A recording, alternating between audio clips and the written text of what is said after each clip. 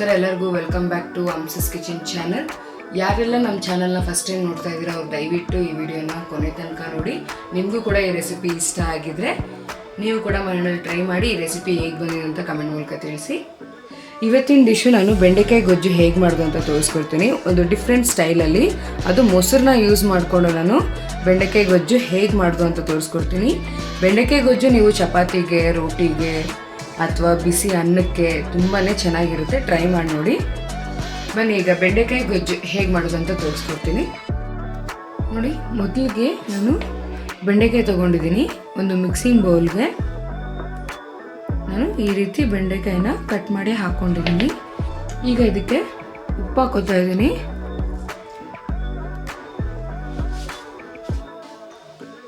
ಅರ್ಧ ಸ್ಪೂನು ಅಚ್ಚ ಖಾರದ ಪುಡಿ, ಸ್ವಲ್ಪ ಅರಿಶಿನ, ಕಡಲೆ ಹಸಿಟ್ಟು 1 ಸ್ಪೂನು, ನಿಂಬೆಹಣ್ಣಿನ ರಸ 1 ಸ್ಪೂನು. ಈಗ ಅದನ್ನ ಚೆನ್ನಾಗಿ ಮಿಕ್ಸ್ ಮಾಡ್ಕೋಬೇಕು.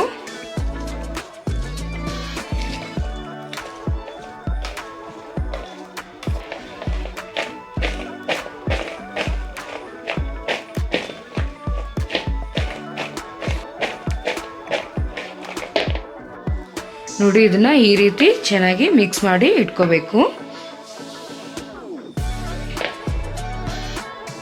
ಈಗ ಸ್ಟವ್ ಆನ್ ಮಾಡಿಕೊಂಡು ನಾನು ಒಂದು ಕಡಾಯಿ ಇಟ್ಕೊಂಡಿದ್ದೀನಿ.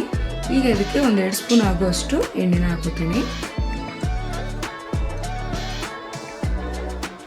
ಎಣ್ಣೆ ಒಂಚೂರು ಕಾದ್ಮೇಲೆ ನಾನು ಈರುಳ್ಳಿನ ಹಾಕೋತೀನಿ.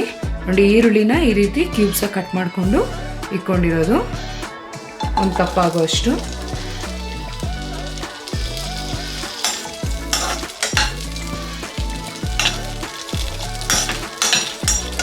ಇದನ್ನ ತುಂಬ ಹೊತ್ತು ಫ್ರೈ ಮಾಡ್ಕೊಳ್ಳೋ ಅವಶ್ಯಕತೆ ಇಲ್ಲ. ಲೈಟಾಗಿ ಕಲರ್ ಚೇಂಜ್ ಆಗುವಷ್ಟು ಇದನ್ನ ಫ್ರೈ ಮಾಡ್ಕೊಂಡ್ರೆ ಸಾಕು. ಈಗ ಅದನ್ನ ತೆಗೆದ್ಬಿಡೋಣ.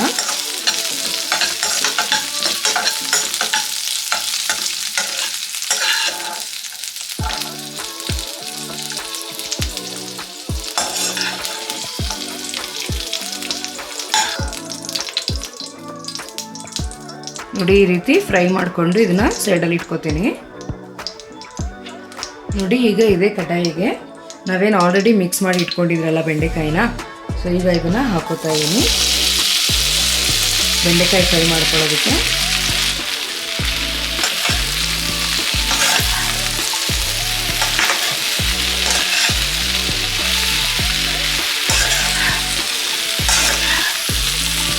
ನೋಡಿ, ನಾವು ಫಸ್ಟೇ ಈ ರೀತಿ ಎಲ್ಲ ಮಸಾಲೆಗಳ ಹಾಕಿ ಮ್ಯಾರಿನೇಟ್ ಮಾಡೋದ್ರಿಂದ ಸೊ ಆ ಮಸಾಲ ಬೆಂಡೆಕಾಯಲ್ಲಿ ಚೆನ್ನಾಗಿ ಇಟ್ಕೊಂಡಿರುತ್ತೆ.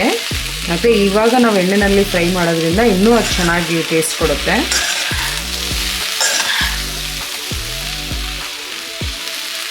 ಇನ್ ಕೇಸ್ ಇದಕ್ಕೆ ಏನಾದರೂ ಆಯಿಲ್ ಕಮ್ಮಿ ಆಗಿದೆ ಅಂದರೆ ಇನ್ನೊಂದು ಸ್ವಲ್ಪ ಇದಕ್ಕೆ ಆಯಿಲ್ ಆ್ಯಡ್ ಮಾಡ್ಕೊಳ್ಳಿ. ಇದೊಂದು ಸ್ವಲ್ಪ ಹಾಕೋತಾ ಇದ್ದೀನಿ ಕಮ್ಮಿ ಆಗಿರೋದ್ರಿಂದ. ಮೀಡಿಯಮ್ ಫ್ಲೇಮಲ್ಲಿ ಇದನ್ನು ತಳ ಹಿಡಿದಿರೋ ಹಾಗೆ ಇದೇ ರೀತಿ ಇದನ್ನು ಫ್ರೈ ಮಾಡ್ಕೋಬೇಕು.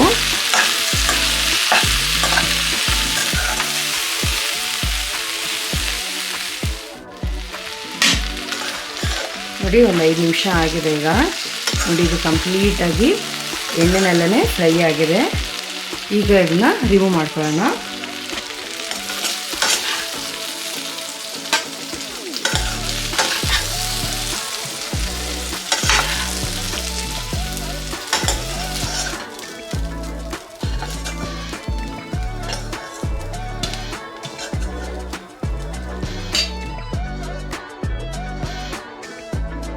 ಈಗ ನೋಡಿ, ಇದೇ ಕಡಾಯಿಗೆ ಈಗ ಸ್ವಲ್ಪ ಎಣ್ಣೆ ಹಾಕೋತಾ ಇದ್ದೀನಿ.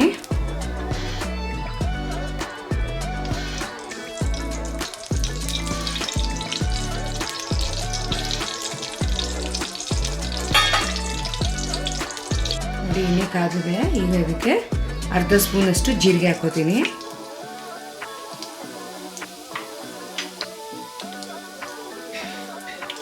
ಎರಡು ಮೀಡಿಯಮ್ ಸೈಜ್ ಈರುಳ್ಳಿ ಸಣ್ಣದಾಗಿ ಕಟ್ ಮಾಡ್ಕೊಂಡಿರೋದು, ಹಸಿಮೆಣಸಿನ್ಕಾಯಿ 1 ಸ್ಪೂನು,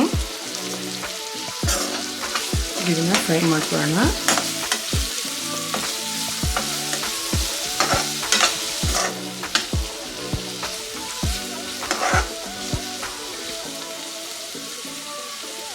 ಈರುಳ್ಳಿ ಫ್ರೈ ಆದಮೇಲೆ ಈಗ ಅದಕ್ಕೆ 2 ಮೀಡಿಯಮ್ ಸೈಜ್ ಟೊಮೆಟೊನ ಸಣ್ಣದಾಗಿ ಕಟ್ ಮಾಡ್ಕೊಂಡಿರೋದು ಹಾಕ್ಕೊತಾ ಇದ್ದೀನಿ. ಇದು ಕೂಡ ಎಣ್ಣೆನಲ್ಲೇ ಫ್ರೈ ಆಗಬೇಕು.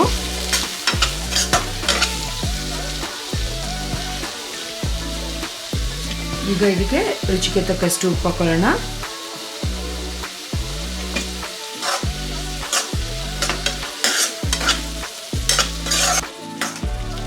ಖಂಡಿತ ನೀವಂತೂ ಈ ರೆಸಿಪಿನ ಟ್ರೈ ಮಾಡಿರಲ್ಲ ಮನೆಯಲ್ಲಿ, ಬಿಕಾಸ್ ನಾನೊಂದು ಡಿಫ್ರೆಂಟಾಗಿ ಬೆಂಡೆಕಾಯಿ ಗೊಜ್ಜನ್ನ ಹೇಗೆ ಮಾಡೋದು ಅಂತ ತೋರಿಸ್ಕೊಡ್ತಾ ಇದ್ದೀನಿ. ನೀವು ಕೂಡ ಮನೆಯಲ್ಲಿ ಟ್ರೈ ಮಾಡಿ.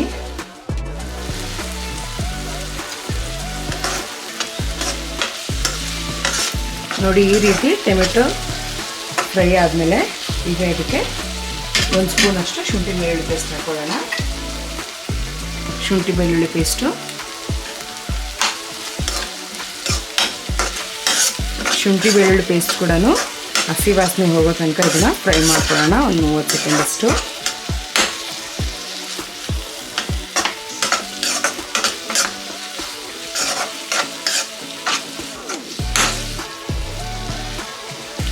ನೋಡಿ, ಈ ರೀತಿ ಫ್ರೈ ಆದಮೇಲೆ ಈಗ ಅದಕ್ಕೆ ಸ್ವಲ್ಪ ಅರಿಶಿನ ಹಾಕೋತಾ ಇದ್ದೀನಿ, ಯಾಕೆಂದರೆ ಆಲ್ರೆಡಿ ಹಾಕ್ಕೊಂಡಿದ್ನಲ್ಲ ಅದಕ್ಕೋಸ್ಕರ. 1/4 ಸ್ಪೂನು ಅಚ್ಚ ಖಾರದ ಪುಡಿ, 1/2 ಸ್ಪೂನು ಧನಿಯಾ ಪುಡಿ, 1/2 ಸ್ಪೂನು ಗರಂ ಮಸಾಲ, 1/4 ಸ್ಪೂನಷ್ಟು ಜೀರಿಗೆ ಪುಡಿ ಹಾಕೋತಾ ಇದ್ದೀನಿ, ಕಸ್ತೂರಿ ಮೇಥಿ 1 ಸ್ಪೂನು. ಈ ರೀತಿ ಇದನ್ನೆಲ್ಲ ಹಾಕ್ಕೊಂಡು ಮಿಕ್ಸ್ ಮಾಡ್ಕೋಬೇಕು.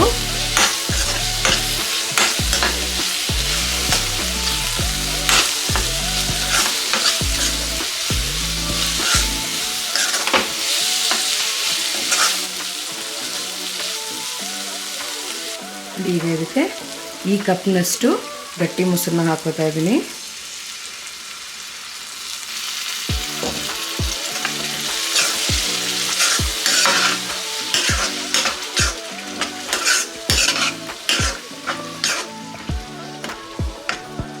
ಈಗ ಅದನ್ನು ಇದೇ ರೀತಿ ಲೋ ಫ್ಲೇಮಲ್ಲೇ ಫ್ರೈ ಮಾಡ್ಕೋಬೇಕು. ಎಣ್ಣೆ ಎಲ್ಲ ಬಿಟ್ಕೊಳ್ಳುತ್ತೆ, ಅಲ್ಲಿ ತನಕ ಇದನ್ನು ಫ್ರೈ ಮಾಡ್ಕೊಳ್ಬೇಕು.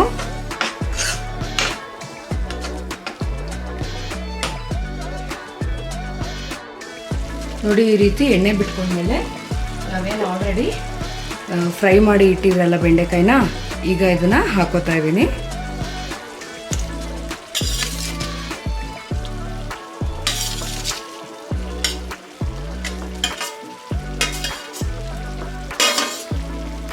ಇದ್ರ ಜೊತೆಗೆ ನಾವೇನು ಆಲ್ರೆಡಿ ಆನಿಯನ್ನ ಈ ರೀತಿ ಫ್ರೈ ಮಾಡಿ ಇಟ್ಕೊಂಡಿದ್ರಿ, ಅದನ್ನು ಕೂಡ ಹಾಕೋತಾ ಇದ್ದೀನಿ. ಈಗ ಅದನ್ನ ಕ್ಲೀನಾಗಿ ಮಿಕ್ಸ್ ಮಾಡ್ಕೊಳ್ಳೋಣ.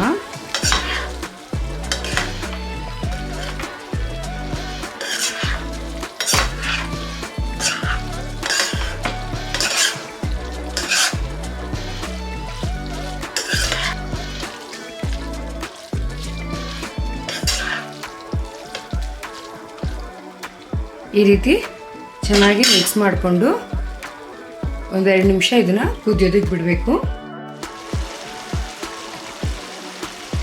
ನೋಡಿ, ಈ ರೀತಿ ಕುದೀತಾ ಇರಬೇಕಾದ್ರೆ ಇದಕ್ಕೆ ಸ್ವಲ್ಪ ಕೊತ್ತಂಬರಿ ಹಾಕೋತಾ ಇದ್ದೀನಿ.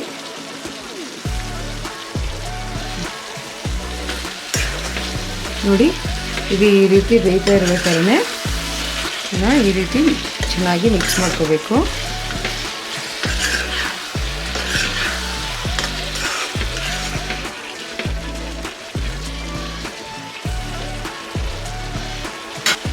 ನೋಡಿ, ಇದು ಬೇಯ್ತಾ ಇರಬೇಕಾದ್ರೆ ಎಣ್ಣೆ ಎಲ್ಲ ಬಿಟ್ಕೋತಾ ಇದೆ. ಇದು ಕಂಪ್ಲೀಟಾಗಿ ಈಗ ರೆಡಿಯಾಗಿದೆ ಡಿಶ್ಶು.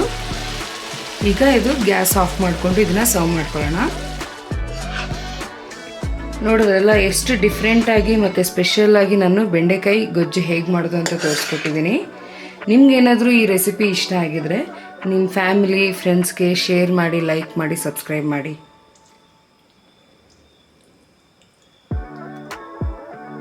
ನೋಡಿದ್ರಲ್ಲ, ಒಂದು ಡಿಫ್ರೆಂಟ್ ಸ್ಟೈಲಲ್ಲಿ ನಾನು ಬೆಂಡೆಕಾಯಿ ಗೊಜ್ಜು ಹೇಗೆ ಮಾಡೋದು ಅಂತ ತೋರಿಸ್ಕೊಟ್ಟಿದ್ದೀನಿ. ಈ ವಿಡಿಯೋ ಇಷ್ಟ ಆಗಿದರೆ ನಿಮ್ಮ ಫ್ಯಾಮಿಲಿ ಫ್ರೆಂಡ್ಸ್ಗೆ ಶೇರ್ ಮಾಡಿ, ಲೈಕ್ ಮಾಡಿ, ಸಬ್ಸ್ಕ್ರೈಬ್ ಮಾಡಿ.